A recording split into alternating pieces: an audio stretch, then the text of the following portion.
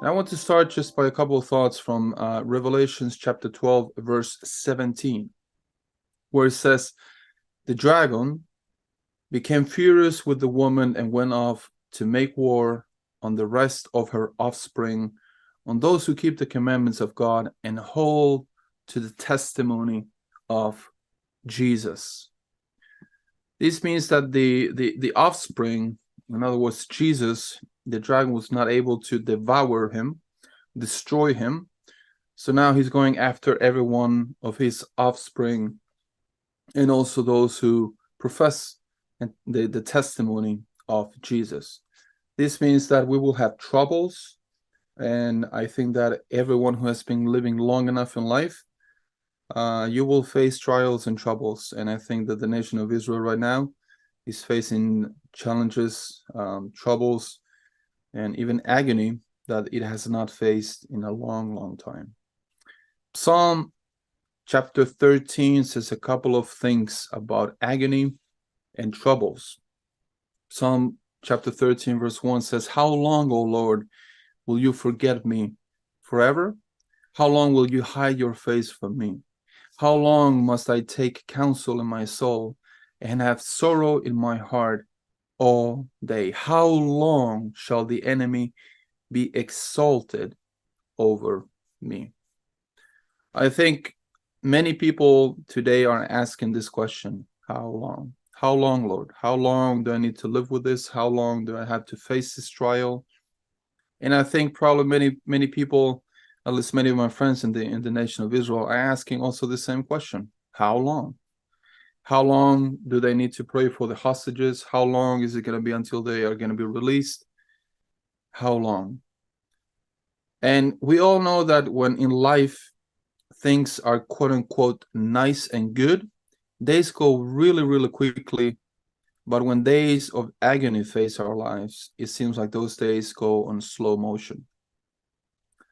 And I think David, when he wrote this, we don't know what is the circumstance, and it's a good thing, because many times we write off passages from the scriptures because we very quickly make ourselves outsiders. Well, that's not my case. Well, that's not my life situation. David feels like an outsider. He feels misplaced, and he feels forgotten. I think those are three emotions in life that we all go through as individuals, and many nations have gone through the same emotions nationally.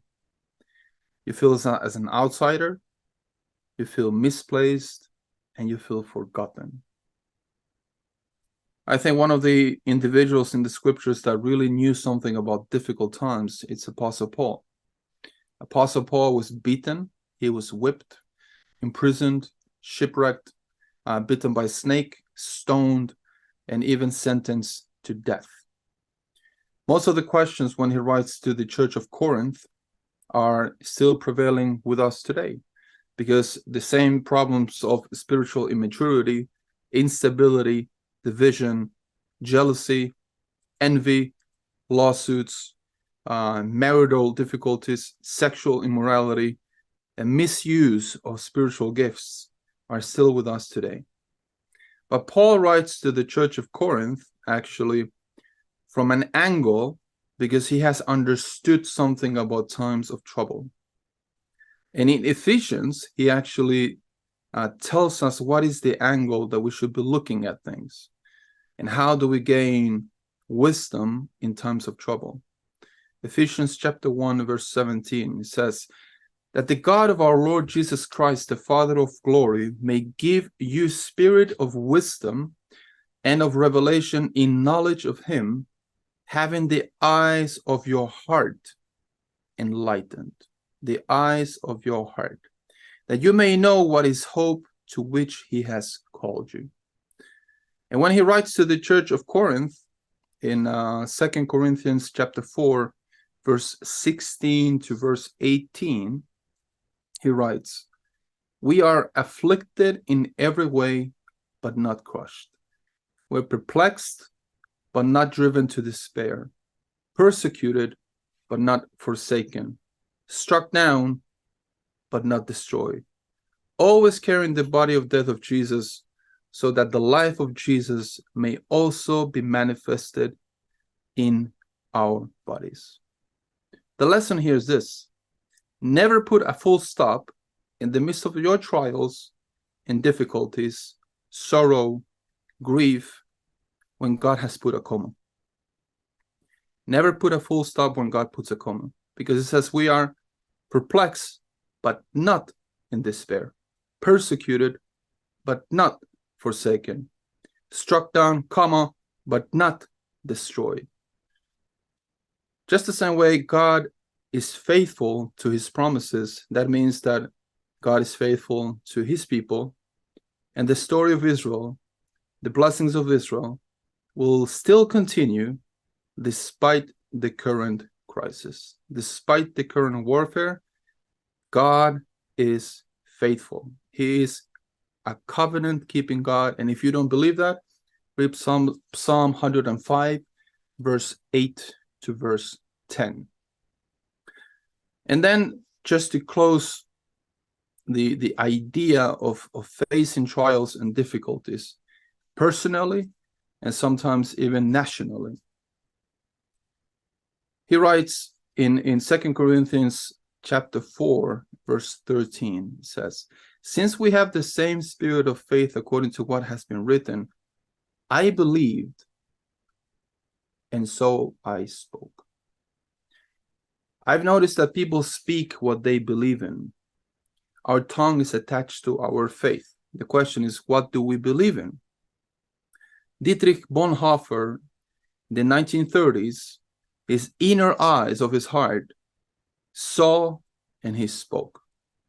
He saw what was coming, he saw the dangers, and he spoke. In the times of Dietrich Bonhoeffer, there was 18,000 priests in Germany. 18,000. 3,000 of them went against the Nazi regime. They went against to the doctrines and teachings of the Nazi regime. Many of them paid it with their lives. 3,000, a bit over 3,000, were fully supporting actually the Nazi regime doctrine and many of the evil things that they were doing. So 3,000 against, a bit over 3,000 for it. The big question is, where were the 12,000? They decided to be silent. They didn't have the courage to speak up. And I think the times where we're living right now, we need believers who speak up. We need believers who have the inner eyes of their heart enlightened so they see the unseen, just like Dietrich Bonhoeffer saw the unseen coming and unraveling itself into the seen. And I think we are living in many areas of the world at times where the pressure is exposing the truths of what people really believe in. And so we need wisdom, and we need courage from God to actually stand up. And that is what I've been thinking, that nowhere in the scriptures easy times are promised to us. Actually, we are soldiers of God, and soldiers are called for very difficult actually positions. They go in the front lines, they go to do warfare. And we, in first and foremost, we all know that this war that it's unraveled in the seen is actually an unseen war that has been going for centuries. And we are living in times such as this to actually wage warfare in the unseen. And the only way to see it is to see it with the eyes of the heart that the Lord gives to us. So we need to speak up. We need to see the unseen. And even though you face trials, you face difficulties, I'm not even trying to put myself into the shoes of a parent whose kid is being kidnapped right now. There are no words for that. Put yourself in those shoes. You have no idea where they're sleeping. You have no idea who they're talking. Are they being taken care of? You have no idea. The only thing you have is faith. Faith that God, by a miraculous deed, he will save them. And that's what we have. right now. We have faith. We have faith that we can unleash in prayer. And I think that's one of the reasons why the devil doesn't want you to pray, because it's one of the most potent warfare tools that you have in your soldiers' arsenal. And I think that's why I feel so important. I feel so that this is very crucial what we're doing, that we are praying globally, and we are unleashing and declaring things in the spirit, in the real warfare that is happening right now. And at the same time, we are actually blessing, and we are doing deeds and actions of love, and all the great things that we all want to do. We are blessing the nation of Israel, comforting them, just like the book of Isaiah says, comfort my people, says your God. And comfort is very crucial in desperate times.